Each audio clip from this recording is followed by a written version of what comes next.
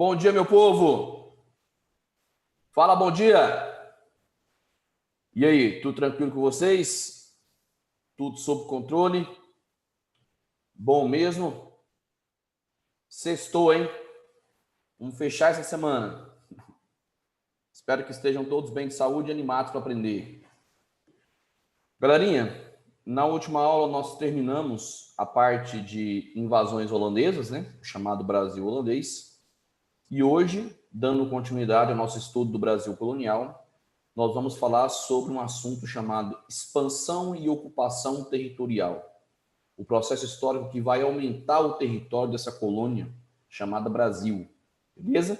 E que vai fazer com que ela mais do que dobre de tamanho. Vou projetar aqui o material para vocês. São aqueles mesmos slides que vocês já têm. Tranquilo? Deixa eu já colocar no slide certo.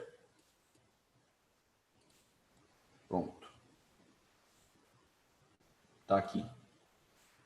O processo de expansão e ocupação territorial no Brasil colonial, ele vai acontecer entre os séculos 17 e 18, ou seja, entre os anos 1600 e 1700. E aqui eu coloquei todos os fatores que, em conjunto, vão provocar o aumento, a expansão do nosso território, que vão fazer com que o Brasil mais do que dobre de tamanho. Deixa eu mostrar um mapinha aqui para vocês. Aqui, ó. Dá uma olhadinha nesse mapa que eu estou apontando com o mouse. Tá vendo aqui? O Brasil, no início, era só essa parte amarela. Essa linha, alguém lembra que linha que é essa aqui? O nome dela? Essa linha reta?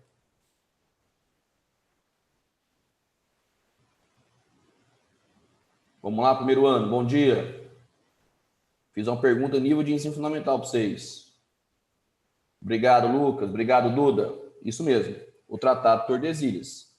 E esse Tratado de Tordesilhas, ele dividia as colônias, inclusive a América inteira, entre Portugal e Espanha. Tudo que tivesse aqui, ó, a leste do tratado seria da coroa portuguesa. O que estivesse a oeste, à esquerda, seria da coroa espanhola. Só que nós veremos que os portugueses não vão respeitar muito isso não. Por quê? Toda essa região aqui de Laranjado acabará sendo ocupada pelos portugueses, provocando a expansão territorial dessa colônia chamada Brasil. E agora nós vamos falar sobre os fatores que vão motivar essa expansão. O primeiro deles foi a própria União Ibérica, coisa que a gente estudou na aula passada, inclusive. Gente, quando nós falamos de União Ibérica, nós falamos da união das coroas portuguesa e espanhola. Lembram disso? E essa união durou 60 anos, de 1580 até 1640. Durante todo esse período, a coroa portuguesa esteve sob o comando da coroa espanhola, no início ali comandada pelo rei Felipe II, rei espanhol Felipe II. Vamos pensar então, se o Tratado de Tordesilhas, ele dividia essas terras americanas entre Portugal e Espanha, e a União Ibérica foi uma união entre Portugal e Espanha, então, logo, durante a existência da União Ibérica, esses 60 anos aí, repito a data, de 1580 até 1640, durante esses 60 anos, os colonos portugueses puderam ocupar territórios além da linha de Tordesilhas, já que Portugal estava unido à Espanha. Então, a União Ibérica foi um dos fatores que motivou a expansão do nosso território. Outro fator foi uma atividade econômica, a pecuária, que a gente também chegou a comentar em uma aula passada. A pecuária era uma atividade econômica complementar, ela não era a mais importante do Brasil colonial. Só para ver se vocês estão aprendendo mesmo aí. Qual era a atividade econômica mais importante do Brasil colonial? Qual era o produto? Obrigado, Ciro. Cana-de-açúcar, né? Então, a pecuária era uma atividade econômica secundária, complementar.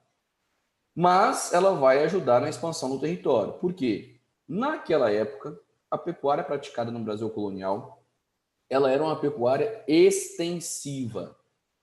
O que isso quer dizer? Que o gado era criado solto. O gado não era criado confinado em um curral. E aí os criadores de gado constantemente tinham que deslocar os seus rebanhos em busca de melhores pastagens e em busca de água, é claro, também para o gado. E aí o que vai acontecer? Essa atividade pecuarista, ela vai acabar sendo empurrada para o interior do território.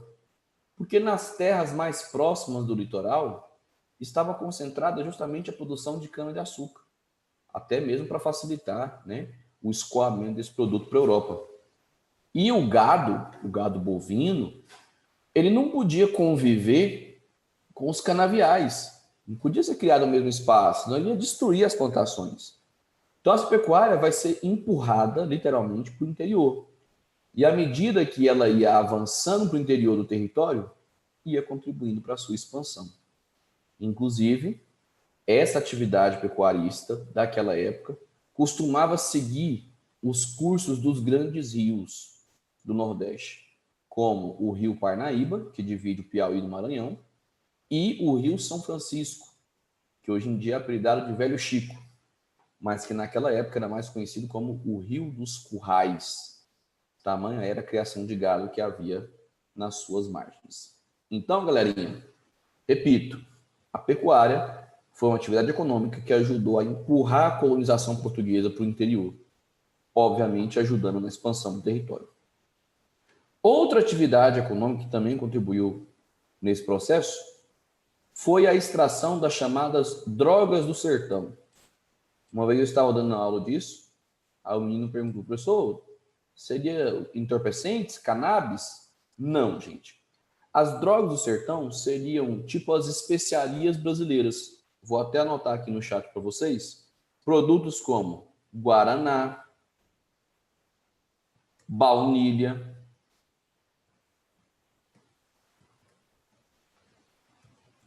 ervas medicinais em geral.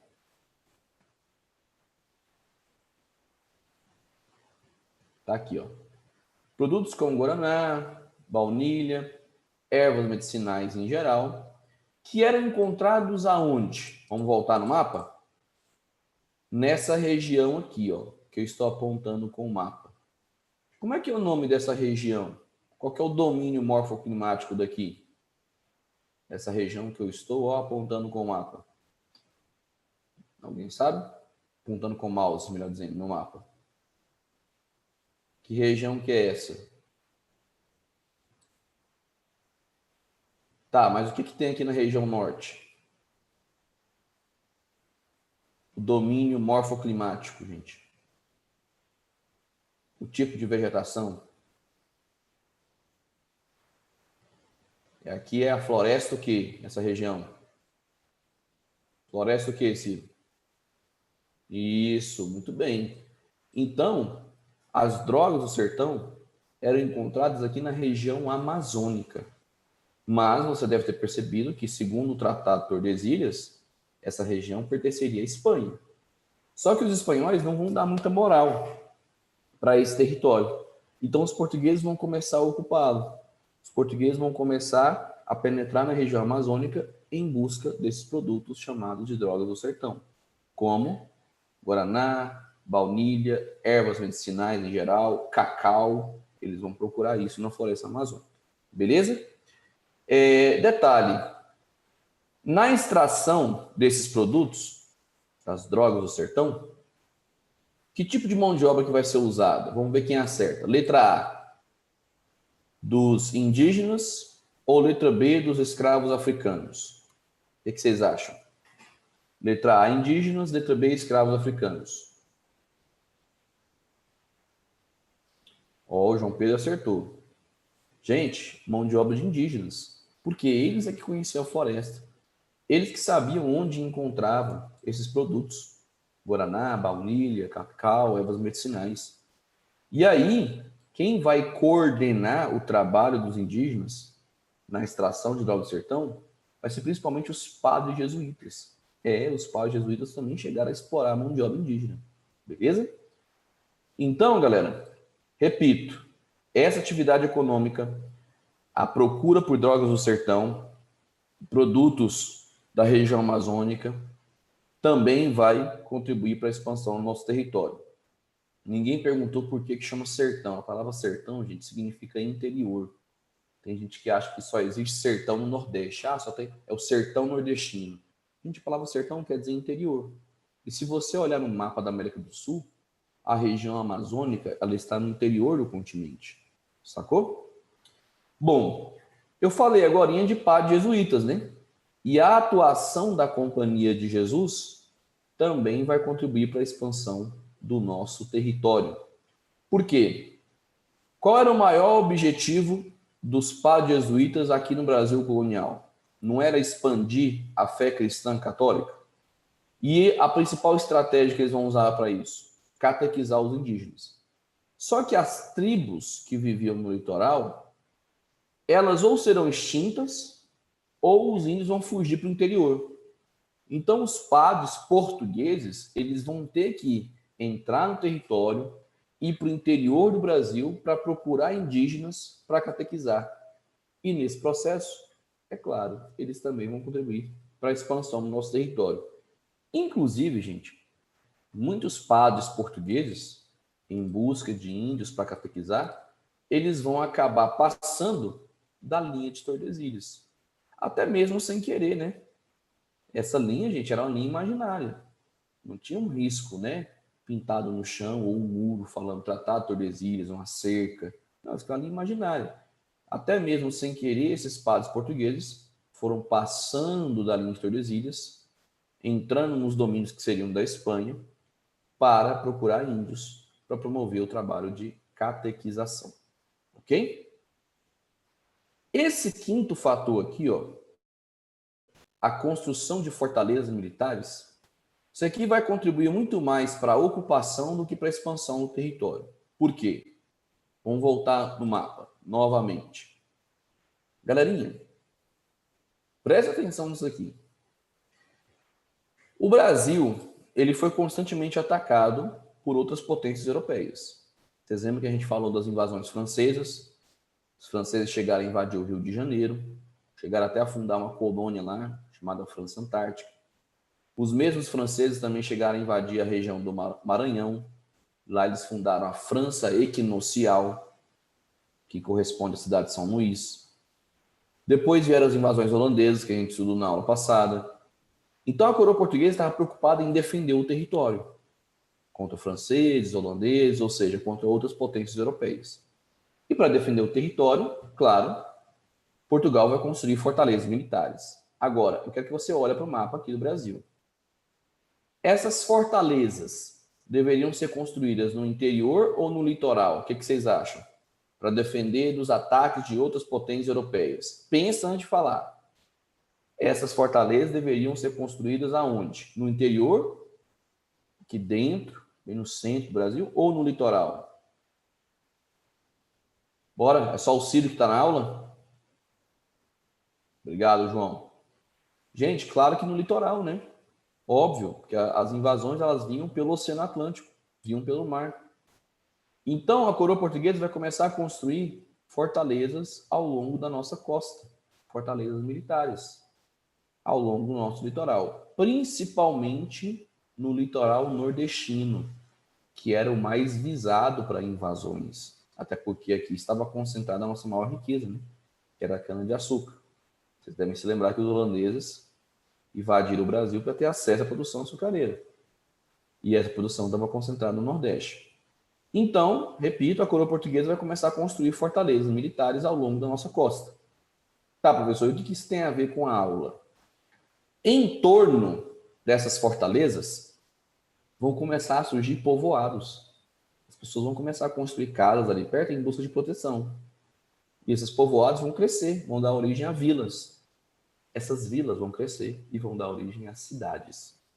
E essas cidades, muitas delas são capitais nordestinas hoje em dia. Você quer um exemplo? Alguém aqui já ouviu falar na cidade de Fortaleza? Já ouviu falar? Vamos lá. Aulinha de geografia. Fortaleza, capital de qual estado? Não vale pesquisar no Google. Uma cidade belíssima, que eu já tive o prazer de morar lá na infância. Como você sabe, eu sou nordestino. Isso, muito bem, João Pedro. Fortaleza é capital do Ceará. E por que Fortaleza tem esse nome? Adivinha? Porque a cidade surgiu a partir de uma fortaleza militar. Mas não foi só ela.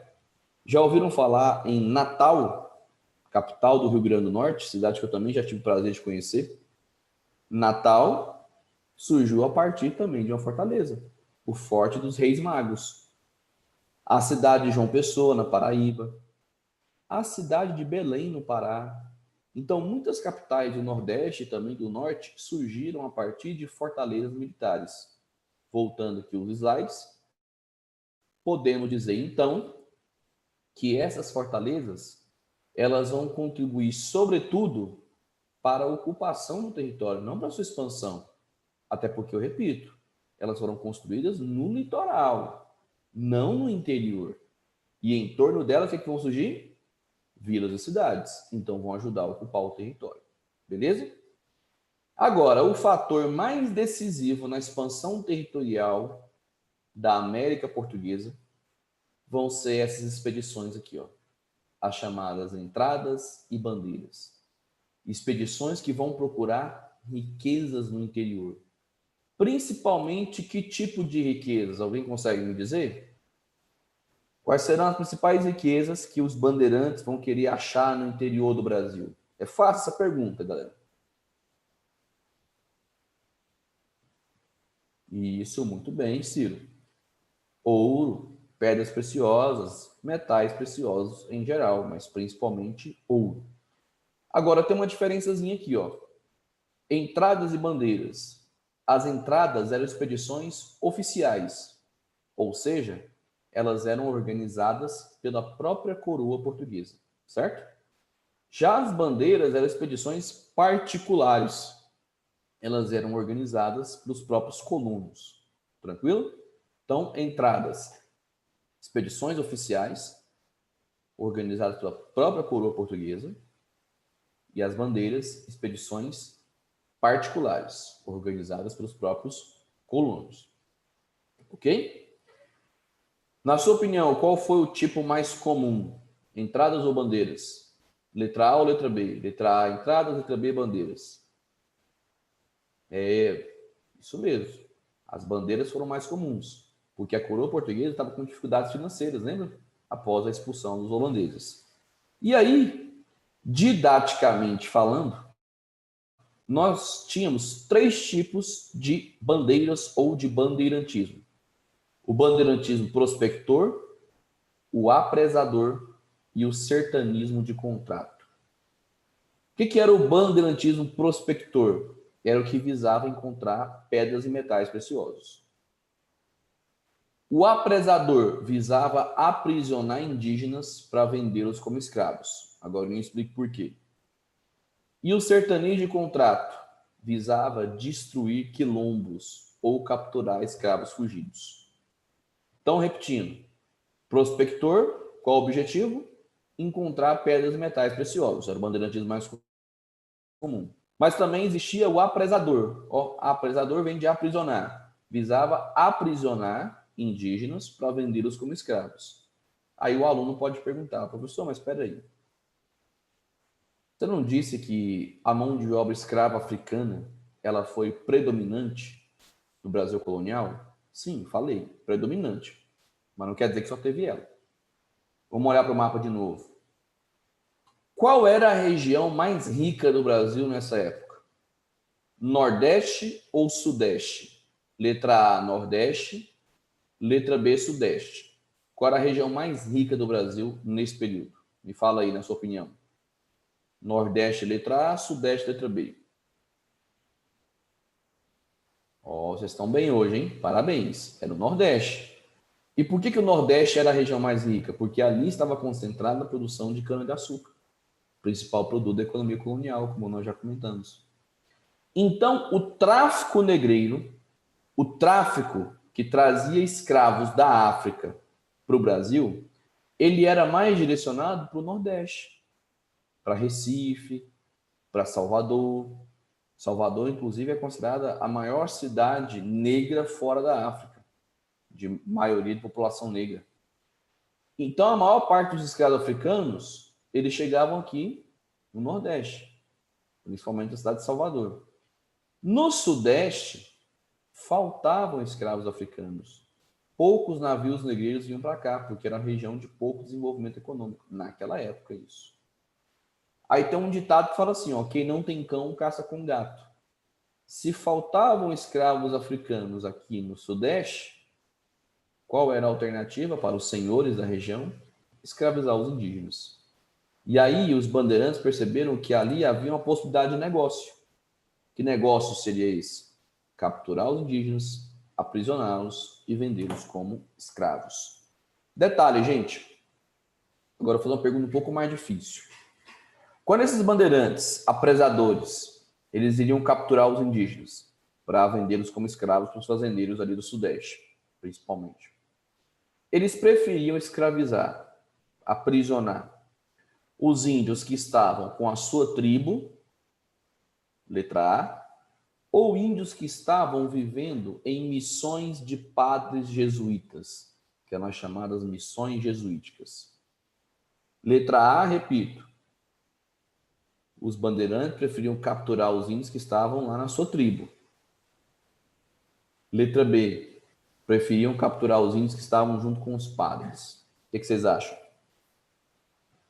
Essa então todo mundo errou. Os bandeirantes preferiam atacar as missões jesuíticas. Sabe por quê, meus caros alunos? Porque os índios que estavam lá junto com os padres, primeiro que eles estavam reunidos, né, agrupados nessas chamadas missões. Segundo que esses índios já eram aculturados. Eram índios que já falavam português, eram índios que já eram cristãos, eram índios que já usavam roupas, que já sabiam algum tipo de ofício, de trabalho que os padres ensinavam. Então, a mão de obra desse índio valia mais no mercado. Um índio que usava roupa, falava português, era cristão, sabia algum tipo de ofício, a mão de obra dele como escravo era mais valorizada do que um índio que ainda estava na sua tribo.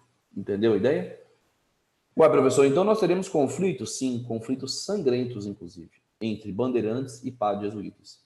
Os bandeirantes querendo ganhar dinheiro, aprisionar os índios e vendê-los como escravos.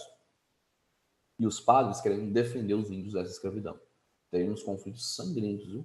Entre bandeirantes e padres jesuítas. E o terceiro e último tipo, sertanejo de contrato, como eu disse, ele visava capturar escravos fugidos e destruir quilombos.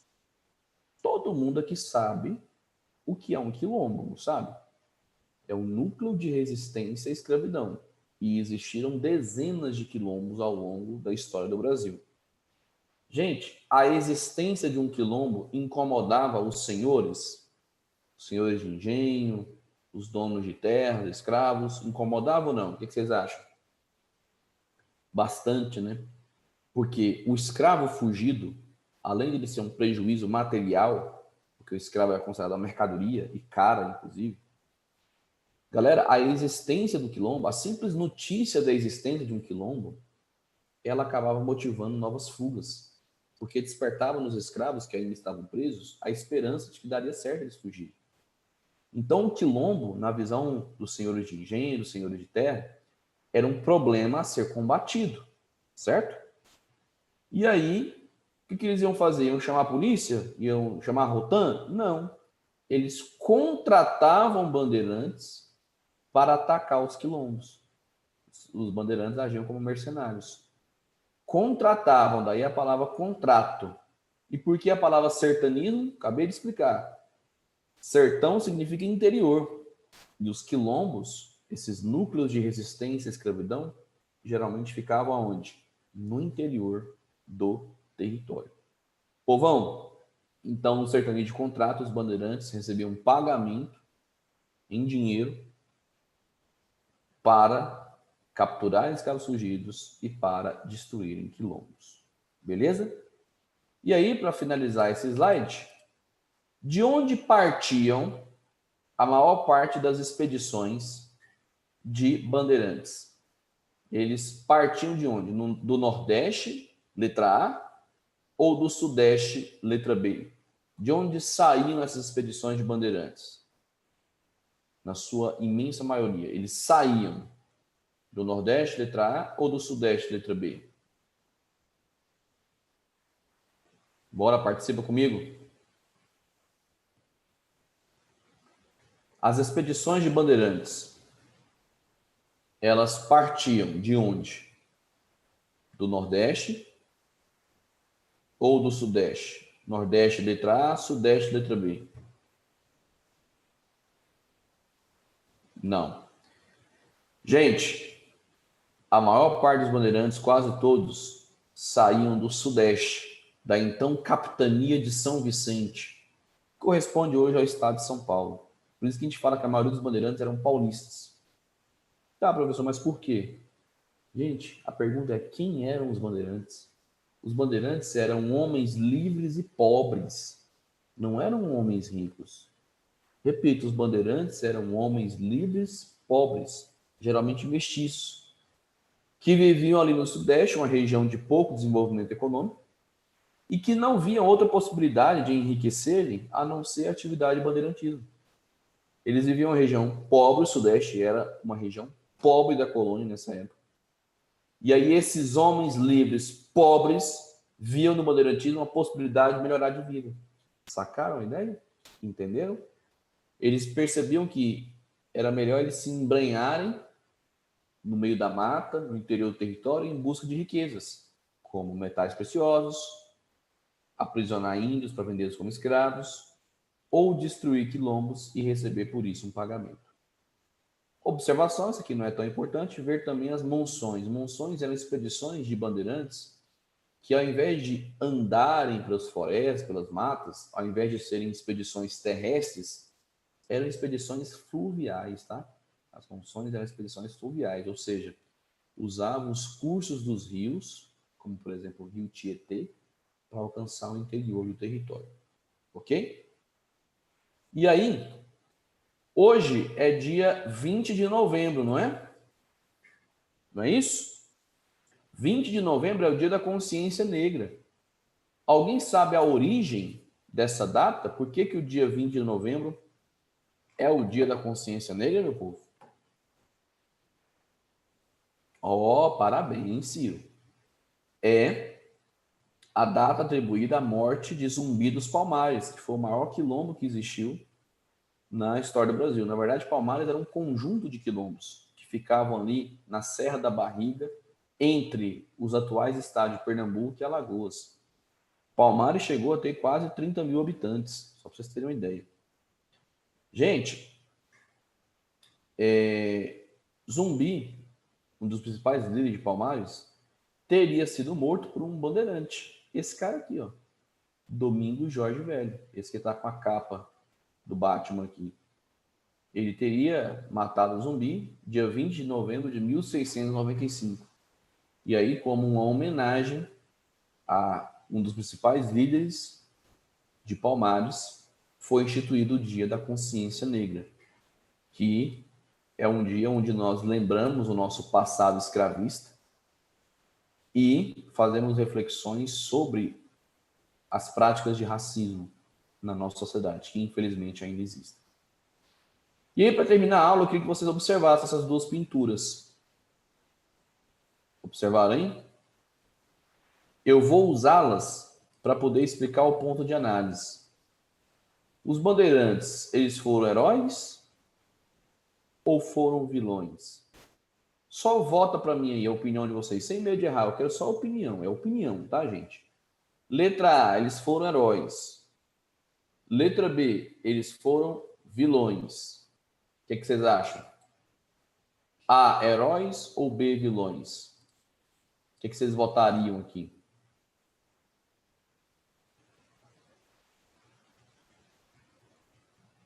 Eu fiz uma pegadinha para vocês. Não é nem letra A, nem letra B. Gente, os bandeirantes não foram nem heróis, nem vilões, porque a história ela não trabalha com juízo de valor. O historiador ele não existe para poder julgar quem é um mocinho, quem é um bandido, tá? Galera, a palavra correta é essa aqui, ó. Os bandeirantes foram Mercenários. Indivíduos que queriam enriquecer a qualquer custo. Não importava como. Se fosse encontrando metais preciosos, se fosse escravizando indígenas, se fosse destruindo quilombos e recebendo uma recompensa, um pagamento por isso. Então, eles não foram nem heróis nem vilões, eles foram mercenários. Homens livres, pobres, que saíam ali do Sudeste, da capitania de São Vicente, hoje estado de São Paulo, em busca de enriquecimento pessoal. Só que durante muito tempo eles foram tratados como heróis. E eu vou explicar o porquê na próxima aula. Beleza? Então, marque para mim, gente. A gente continua a partir daquele ponto de análise na aula que vem. Fechou? Obrigado pela presença. Um beijo, abraço para vocês. Um excelente final de semana, gente. Beijo. Tchau, tchau. Valeu.